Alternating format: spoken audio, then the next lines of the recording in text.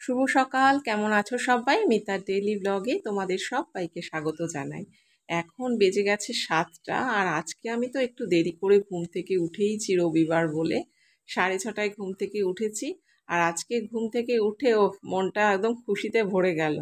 তোমাদের দাদা ভাই আমার জন্য চা একদম রেডি করে রেখেছে, তো আমি ফ্রেশ হয়ে নিয়ে চাটা খেয়ে নিয়ে ও এবার যাবে বাজারে।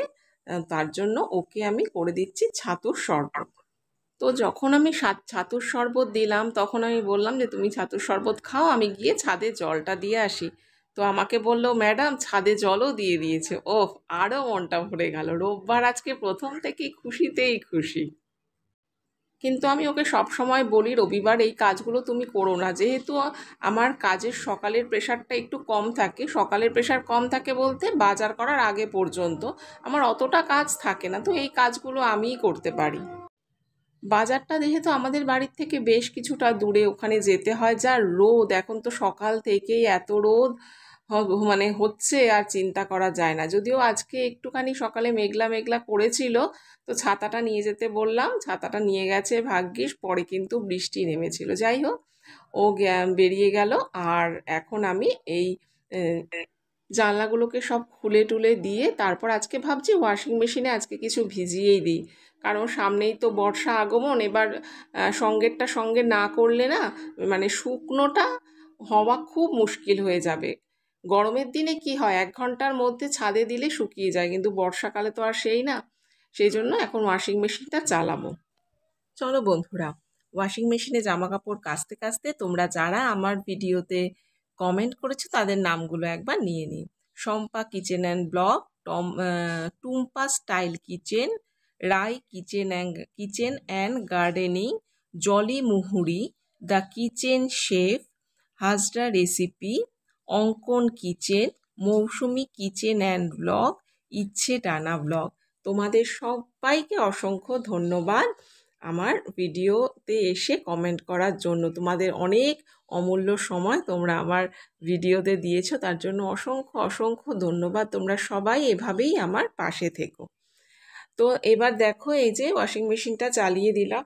এবার রান্নাঘরটাকে একটু পরিষ্কার করে নেব। অন্যান্য দিন ডেইলি বেসিসে যেদিন অফিস থাকে, সেই দিন তো আর মানে সব খুঁটিনাটি কাজগুলো দেখবে করা হয়ে ওঠে না।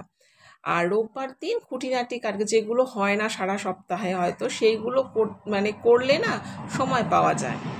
আর এই স্ল্যাবটা তো তোমরা দেখেইছো, এখানে যে সেলফটা ছিল, সে দুটো সেলফ ছিল, সেটাকে আমি সরিয়ে দিয়েছি। মানে আমার বরাবরই ইচ্ছে ছিল কিচেনটাকে একদম নিট অ্যান্ড ক্লিন, মানে একদম পরিষ্কার রাখা। এই স্ল্যাবগুলো একদম পরিষ্কার করে থাকবে। আর ওই সেলফগুলো সরানোর পরও এখানে মানে কাউন্টার টপটার ওপরে আরও কিছু কিছু টুকটাক জিনিস ছিল, সেইগুলোকেও আমি সরিয়ে দিলাম। তো শুধু ভেবেছি এখানে জলের বোতলগুলো রাখবো, টেবিলটাকে একদম ফাঁকা করে দেব। আর কালকে রাত্রিবেলা কিন্তু আমি না মানে গ্যাসটা একদম মুছে ঘুমোইনি, মানে এত ক্লান্ত লাগছিল। আমি তাড়াতাড়ি খেয়ে দিয়ে মোটামুটি করে একটু রান্নাঘরটা পরিষ্কার করে চলে গিয়েছি। জেনারেলি এটা হয় না, কালকে হয়েছে, তাই আজকে সকালে উঠেই মানে এখন রান্নার কাজে আসব। এখন কাউন্টার টপটাও পরিষ্কার করছি, আর রান্নাঘর আর এই গ্যাস ওভেনটা, রান্নাঘরের ওপরের পুরো সব দিকের এদিক ওদিক দুদিকে স্ল্যাবটাও ভালো করে পরিষ্কার করে নিচ্ছি। পরিষ্কার পরিচ্ছন্ন হয়ে রান্নাঘরে যেমন ঢুকতে ভালো, মানে দেখে ঢুকতে ভালো লাগে, তেমনি বেরোতেও ভালো লাগে। তো আজকে যখন আমি রান্নাঘরে ঢুকলাম, গ্যাসটা দেখে আমারই একটু নিজের খারাপ লাগলো।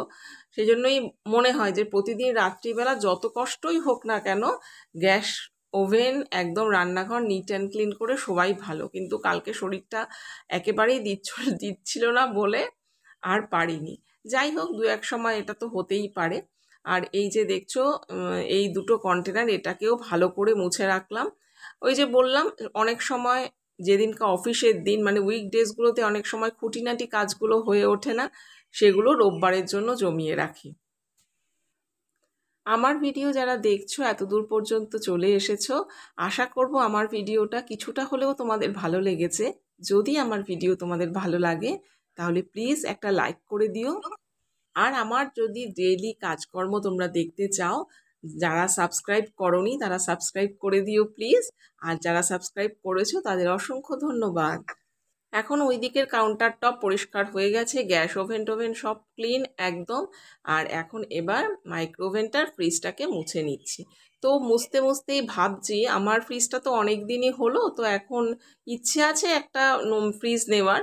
খুব শিগগিরই হবে না, তবুও যখন নেব তখন ইচ্ছে আছে ডাবল ডোর ফ্রিজ নেওয়ার। তো দেখো আমি মানে ভয়েস ওভার করছি আর ওদিকে পাখির কি সুন্দর আওয়াজ, মানে পাখিগুলো কি সুন্দর ডাকছে, এত ভালো লাগছে না। যাই হোক, যেটা বলছিলাম সেই কথায় আসি, ডাবল ডোর ফ্রিজ নেওয়ার ইচ্ছে আছে। কারণ কি বলতো, এই সিঙ্গেল ডোর ফ্রিজে না মাছ রাখতে আমার ভীষণ সমস্যা হয়। আমাদের যেহেতু সারা সপ্তাহের মাছ একবারেই আসে, সেহেতু মানে এমন ঠাসাঠাসি হয়ে যায় না, মাছের জায়গাটা ছোট তো। সেই জন্য বলেছি নীলাদ্রিকে যে ডাবল ডোর ফ্রিজ নেব। ডাবল ডোর ফ্রিজ নিলে আমি এই মাইক্রো ওভেনটাকে কোথায় রাখবো? এখন তো ফ্রিজের ওপর রাখছি, কিন্তু ডাবল ডোর হলে তো হাইটটা অনেক বেড়ে যাবে না, তখন কোথায় রাখবো? তোমরা যদি একটু আইডিয়া দাও আমার খুব উপকার হয়। তো আমি ভেবেই কুলে উঠতে পারছি না যে কোথায় রাখবো।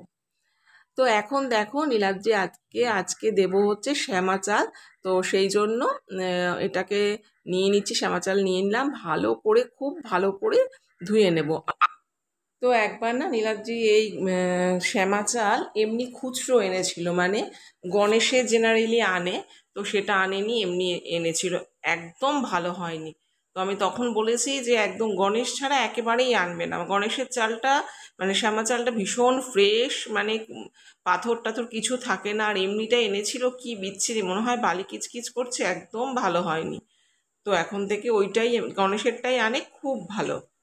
তো দেখো টুকটাক কাজ করতে করতে নীলাদ্রি বাজার থেকে চলে এসেছে। আর বাজার থেকে আসার পর আমার কাজ হলো বাজারের ব্যাগগুলোকে ওপরে নিয়ে আসা। যেহেতু ও নিয়ে আসতে পারে না, সেহেতু বাজারের ব্যাগগুলোকে দুবার ধরে ওপরে নিয়ে আসলাম। আর ও বেরোনোর পরই তো বৃষ্টি নেমেছিল, ভাগ্যিস ছাতাটা দিয়ে দিয়েছিলাম, নইলে মানে ভিজেই যেত। তাও ছাতা দিয়ে কি মানে ছাতা খুলে আর কি বাজার করতে পারে বলো? তাও একটু একটু ভিজেছে। যাই হোক, ও আসার পর ওকে খেতে দিয়ে দিয়েছিলাম। আগের মাছ ছিল, মাছের ঝোল করে দিয়েছি, পটল ভাজা করেছি, মাছ ভাজা করে দিয়েছি। তারপর শ্যামা চালটা তো দেখলেই ডাল করে দিয়েছিলাম।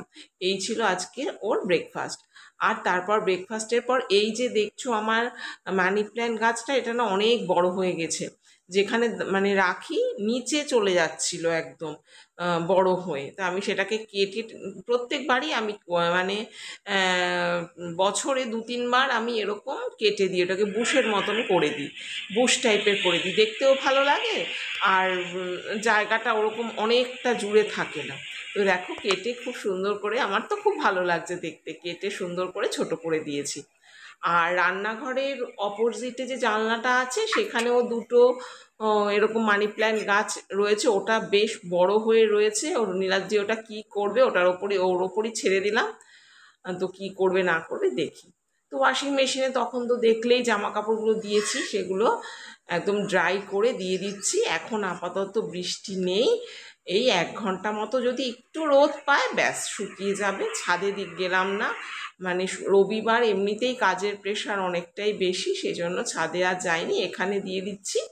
1 ঘন্টার মধ্যে মোটামুটি শুকিয়ে যাবে। তো এর মধ্যে কিন্তু আমি ব্রেকফাস্টও তৈরি করে নিয়েছি। আজকে হচ্ছে ফুলকো ফুলকো লুচি আর ছোট আলুগুলোকে ছোট ছোট করে চচ্চড়ি করেছি, দারুণ হয়েছিল খেতে। তো খাওয়া দাওয়া কমপ্লিট করে এবার আমি চলে এসেছি চিকেন রান্না করতে। তো আজকে একটু বেশি করে চিকেন এনেছে, কারণ আমার বান্ধবীকে দেবো, যে তোমরা দেখেছো আমার ব্লগে, বান্ধবীকে ও সেদিনকার দিয়ে গিয়েছিল সেই চিকেন, তারপর পোলাও দিয়ে গিয়েছিল।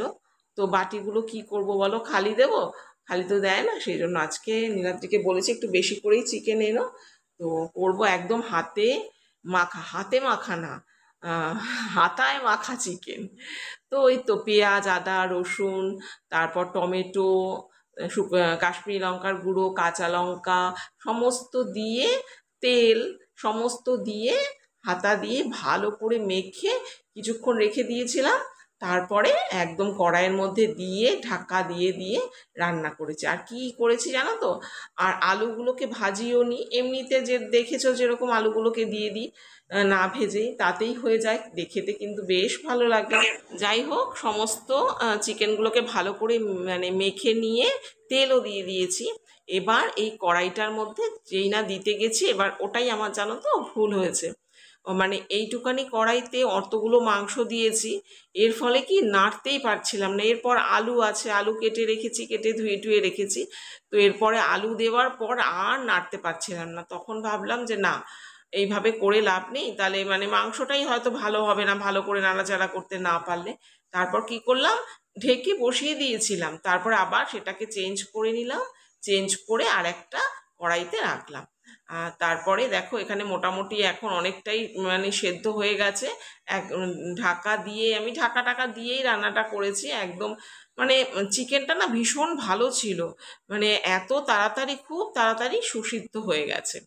তো একটু দেখো ভালো করে নাড়াচাড়া করে দিচ্ছি, তবে রংটা এরকম দেখছো, রংটা কিন্তু এরকম হয়নি, পরে দেখবে রংটা কিন্তু বেশ ভালো, কালারটা বেশ ভালোই এসেছিল। আর আজকে রোববার, কার কার বাড়িতে চিকেন হচ্ছে জানাবে কিন্তু। আর এই যে দেখো না, দইটা দিতেই ভুলে গিয়েছি জানো তো। তারপর আবার কি করলাম, দইটাকে দিলাম, দিয়ে আবার কিছুক্ষণ রেখে দিয়ে, এমনিতেই চিকেন আজকে ভীষণ নরম হয়ে গেছে, তারপর আবার রাখতে হচ্ছে। যাই হোক, কি আর করবো, ভুলে গিয়েছি। ভালো করে নাড়াচাড়া করে নিলাম, করে নিয়ে তারপরে ওপরে একটু কসুরি মেথি দিলাম, কসুরি মেথি দিয়েছি, তারপর দিলাম হচ্ছে গরম মশলা গুঁড়ো, দিয়ে তারপর এইভাবেই আজকের চিকেনটা করলাম। তো এই ঝোলটা আর একটু টানাবো, আর একটুও কিন্তু জল দিইনি, সব এই যে চিকেনের থেকেই জলটা বেরিয়েছে। চিকেনে আমি সাধারণত জল দিই না, তোমরা তো দেখেইছো। এই যে কসুরি মেথিটা একটু হাতে রাব করে দিয়ে দিলাম, আর এই যে গরম মশলা দিয়ে দিলাম, ব্যাস আমার চিকেন একদম রেডি। তো আজকের এই কড়াইটা দেখে তোমরা কিছু মনে করো না, কিছু করার ছিল না, আমার এটাতে করতেই হয়েছে। চলো এবার সার্ভ করে দিই। এই দেখো সাদা দুটো বাটিতে চিকেন দিয়েছি আমার বান্ধবীকে, আর এখানে হচ্ছে আমাদের চিকেন রয়েছে। আর আজকে কি কি রান্না করেছি সেটা দেখাবো, চলো আগে পুজোটা দিয়ে আসি। এই যে এখন এসছি আমি পুজোটা দিতে, অনেক বেলা হয়ে গেছে, প্রায় 1টার মতন বাজে। তো যাই হোক, রবিবারটা একটু দেরি হয়, যদি আগে দিয়ে দিই ভালো, আর নইলে বাজার আসলেই তারপরে আর না হয়ে ওঠে না। চলো আজকে কি কি রান্না করেছি তোমাদের দেখিয়ে দিই, তার সঙ্গে আজকের ব্লগটা শেষ করব। এই দেখো উচ্ছে ভাজা রয়েছে, কুমড়ো ভাজা, এখানে চিকেন পকোড়া, আর রয়েছে এখানে স্যালাড। চিকেন পকোড়াটা খেতে দারুণ হয়েছিল। এখানে একটু দই ছিল, দই নিয়েছি, ডাল নিয়েছি, আর এখানে তো চিকেন দেখালাম। তো চলো আজকের মতো ভিডিওটা এখানেই শেষ করছি। সবাই ভালো থেকো, সুস্থ থেকো, ধন্যবাদ।